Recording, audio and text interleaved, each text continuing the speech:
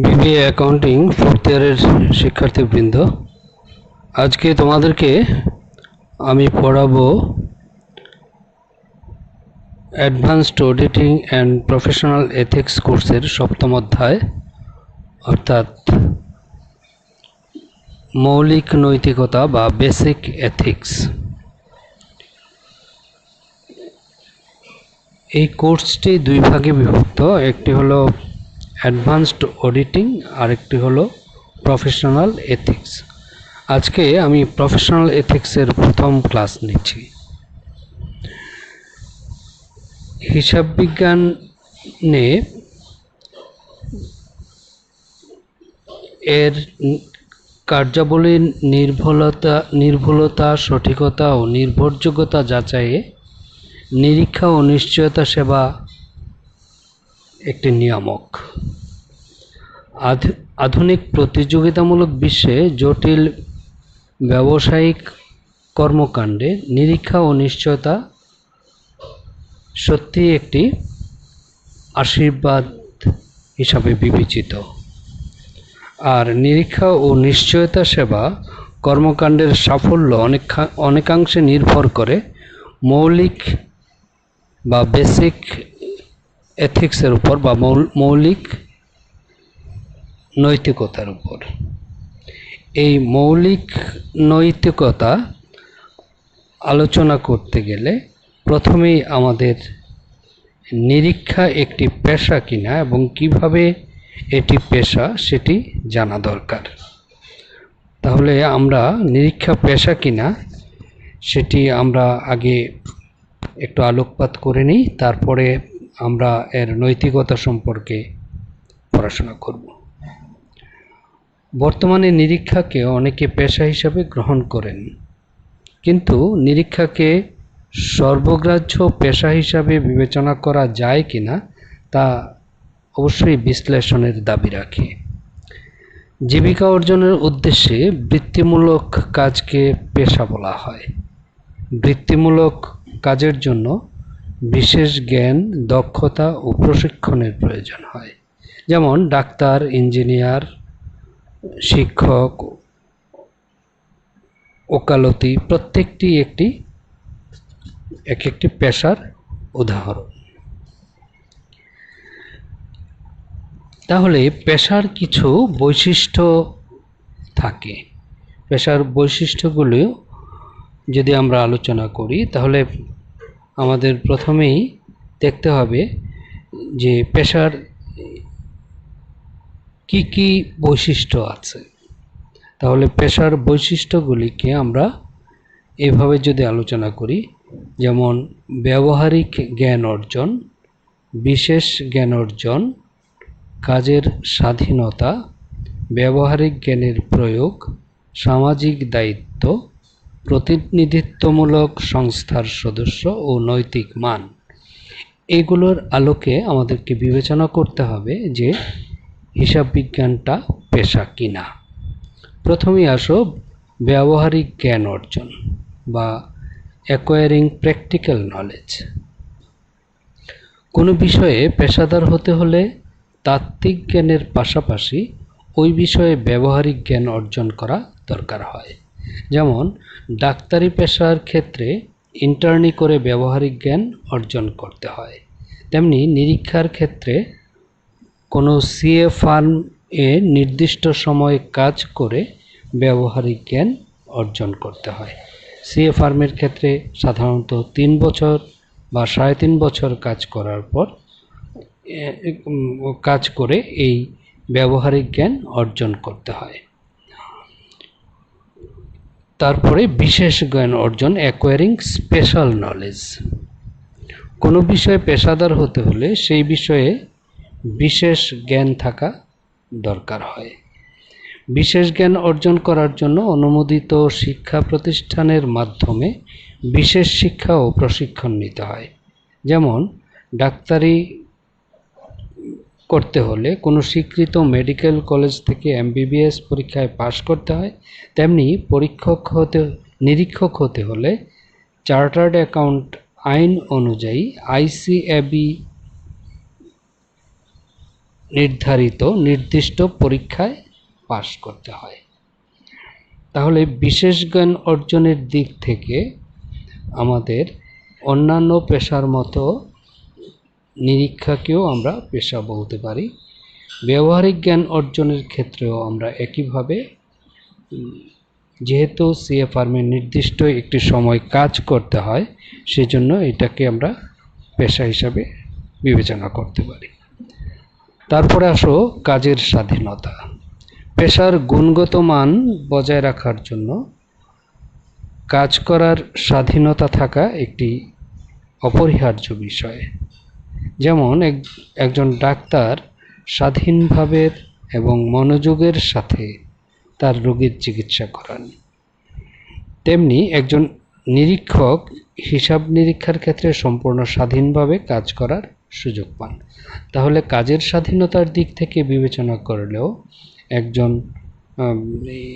হিসাব বিজ্ঞান নিরীক্ষককে আমরা পেশাদার বলতে পারি। তারপর ব্যবহারিক জ্ঞানের প্রয়োজন, অর্থাৎ যে জ্ঞান সে অর্জন করলো সেই জ্ঞানের প্রয়োগ করতে, অ্যাপ্লিকেশন অফ প্র্যাকটিক্যাল নলেজ। পেশা সংক্রান্ত বিশেষ জ্ঞান অর্জনের পাশাপাশি উহা প্রয়োগ করতে হবে বা কাজে লাগাতে হবে। যেমন একজন এমবিবিএস পাস ডাক্তার রোগীকে চিকিৎসা করেন, তেমনি পেশাদার নিরীক্ষক তত্ত্বগত ও ব্যবহারিক জ্ঞান অর্জন করার পর বিভিন্ন প্রতিষ্ঠানে নিরীক্ষার কাজ করে থাকেন। তারপরে আসো সামাজিক দায়িত্ব। সামাজিক দায়িত্ব, পেশাদার ব্যক্তি সমাজে সেবা পরিবেশন করেন এবং বিনিময়ে পারিশ্রমিক গ্রহণ করেন। পেশার মূল উদ্দেশ্য সেবা দান করা, অর্থাৎ পারিশ্রমিক বাবদ প্রাপ্ত অর্থের চেয়ে সেবার পরিমাণ বেশি দিয়ে একটি পেশার সামাজিক দায়িত্ব পালন করতে হয়। ঠিক নিরীক্ষার ক্ষেত্রেও সামাজিক নিরীক্ষক তার পারিশ্রমিকের চেয়ে বেশি সেবা প্রদান করে সামাজিক দায়িত্ব পালন করে থাকেন। তাছাড়া তিনি একজন নিরীক্ষক তার সামাজিক দৃষ্টিকোণ থেকে বিবেচনা করেই তাকে স্বাধীনভাবে এবং নিরপেক্ষভাবে কাজ করতে হয়।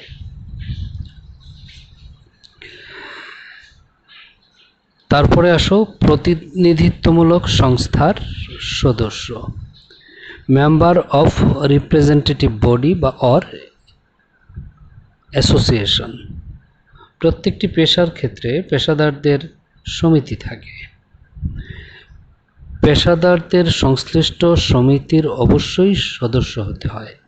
যেমন ডাক্তারি পেশায় ডাক্তারদের সমিতি আছে, তেমনি সিএদের জন্য the council of chartered accountant of Bangladesh রয়েছে। তারপরে আসো এথিক্যাল স্ট্যান্ডার্ড বা নৈতিক মান, যেটি আমাদের আলোচ্য বিষয়। পেশাদারকে কিছু নৈতিক আচরণ মেনে চলতে হয়। নৈতিক আচরণ বিধি মেনে চলার ফলে সবার স্বার্থ সুরক্ষিত হয়। যেমন ডাক্তারি পেশার নৈতিক আচরণের অংশ হিসাবে রোগীদের সাথে ভালো আচরণ করতে হয়, তেমনি নিরীক্ষার ক্ষেত্রে সিএ আচরণবিধি তাকে মেনে চলা বাধ্যতামূলক। তাহলে আমরা দেখতে পাচ্ছি যে একটা পেশার যে বৈশিষ্ট্যগুলো থাকে সেই সবগুলো বৈশিষ্ট্যই একজন নিরীক্ষকের ক্ষেত্রেও রয়েছে। সুতরাং নিরীক্ষাকে আমরা নিঃসন্দেহে একটি পেশা হিসাবে বিবেচনা করতে পারি। তারপরে আসো আমরা আলোচনা করি নৈতিক বিষয়ক সমস্যা সমাধানের উপায়সমূহ, the way to solve ethical issues. প্রতিটি পেশায় একজন পেশাজীবীর নৈতিক আচরণ ও কার্যকলাপের প্রভাব অন্যান্য ব্যক্তি ও প্রতিষ্ঠানের উপর পড়ে থাকে। সেসব পেশাজীবী প্রতিষ্ঠানের ব্যক্তিরা নৈতিক আচরণবিধি কঠোরভাবে মেনে চলে তাদের প্রতি জনসাধারণের আস্থা ও বিশ্বাস বেশি থাকে। পক্ষান্তরে যারা উক্ত নৈতিক আচরণবিধি লঙ্ঘন করে তাদের উপর জনগণের আস্থা ও বিশ্বাস হ্রাস পায়। কোনো প্রতিষ্ঠানের পেশাদার হতে হলে বা পেশাগত নৈতিক আচরণ মেনে চলা হচ্ছে কিনা তা যাচাই করা প্রয়োজন। এজন্য 3টি পদক্ষেপ অনুসরণ করে সমাধানে পৌঁছানো যায়। নৈতিক বিষয়ে সমস্যা সমাধান। 1 নম্বরে প্রথমেই আসো নৈতিক পরিস্থিতির প্রধান উপাদানগুলো চিহ্নিতকরণ ও বিশ্লেষণ। 2 নম্বর হলো নৈতিক সম্পর্কিত পরিস্থিতি ও সংশ্লিষ্ট নৈতিক বিষয়াদি শনাক্তকরণ। প্রথম এটাকে চিহ্নিতকরণ,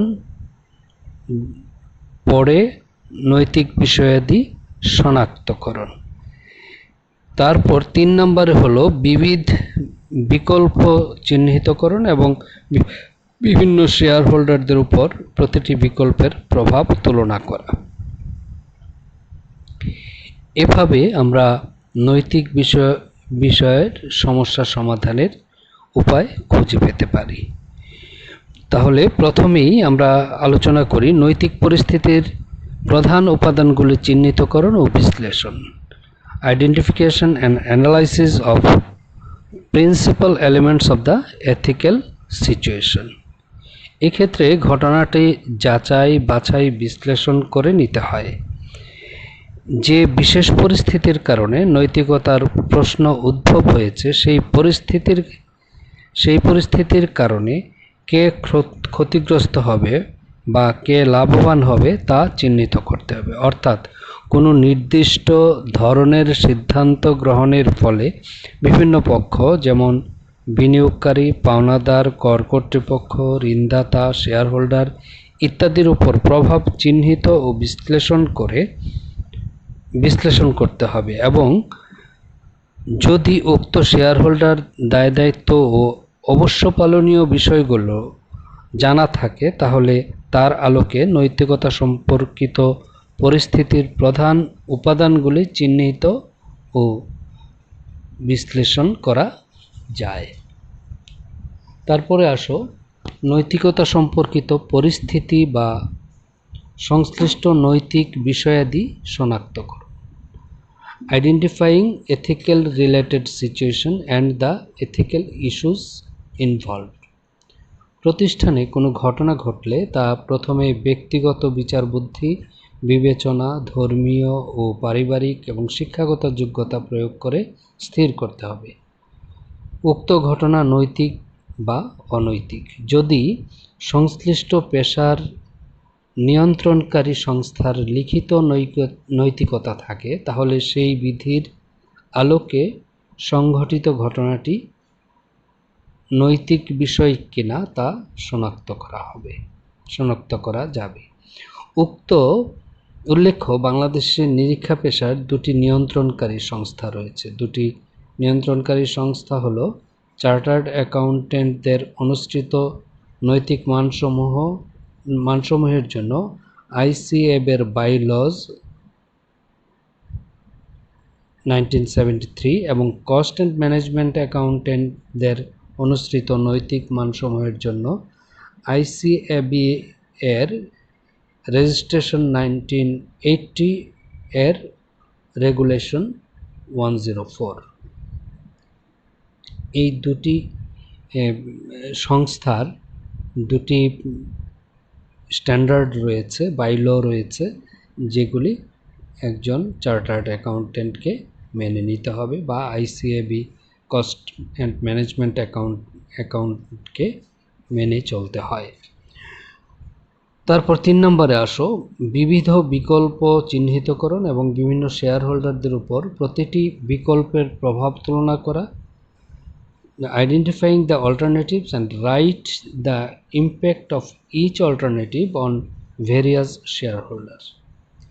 নৈতিকতার প্রশ্ন সম্পর্কিত কোনো সমস্যার সমাধানের কেবলমাত্র একটি বিকল্প উত্তর থাকতে পারে, আবার কোনো কোনো ঘটনার একাধিক বিকল্প থাকতে পারে।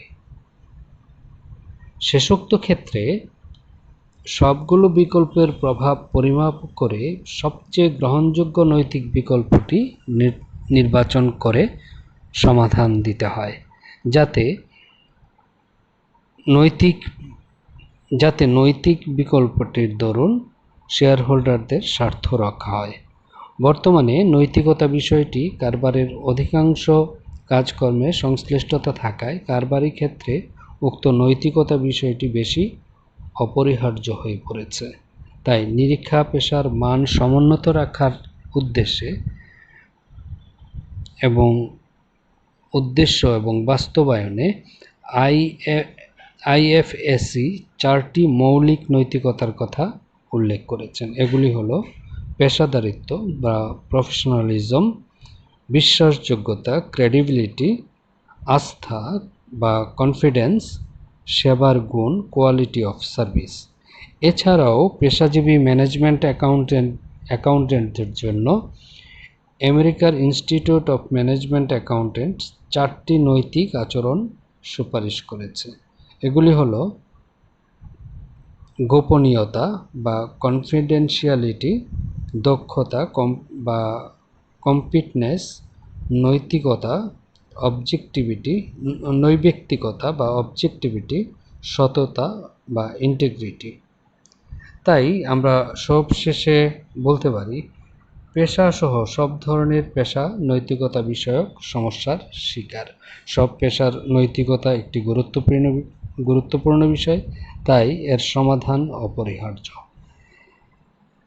তোমাদের যদি এই ধরনের প্রথম চ্যাপ্টার থেকে এথিক্যাল ইস্যুস বা বেসিক এথিক্স থেকে যদি প্রশ্ন আসে, তাহলে এই বিষয়টি তোমরা নিরীক্ষা পেশা কিনা তার এই বৈশিষ্ট্যগুলোর আলোকে আলোচনা করবে এবং এই নৈতিকতা বিষয়ক সমস্যা সমাধানের উপায়গুলো ও এই 3 ভাগে ভাগ করে যে 3টি বিষয় আলোচনা করেছি, যে নৈতিক পরিস্থিতির প্রধান উপাদানগুলো চিহ্নিতকরণ ও বিশ্লেষণ, নৈতিক সম্পর্কিত পরিস্থিতি এবং সংশ্লিষ্ট নৈতিক বিষয়াদি শনাক্তকরণ এবং বিবিধ বিকল্প চিহ্নিতকরণ এবং বিভিন্ন শেয়ার হোল্ডারদের উপর প্রতিটি বিকল্পের প্রভাব তুলনা করা, এইভাবে তোমরা প্রশ্নটির উত্তর করবে। তো ধন্যবাদ সকলকে। কথা হবে পরবর্তী ভিডিওতে। সেই পর্যন্ত তোমরা ভালো থাকো, সুস্থ থাকো। আল্লাহ হাফেজ।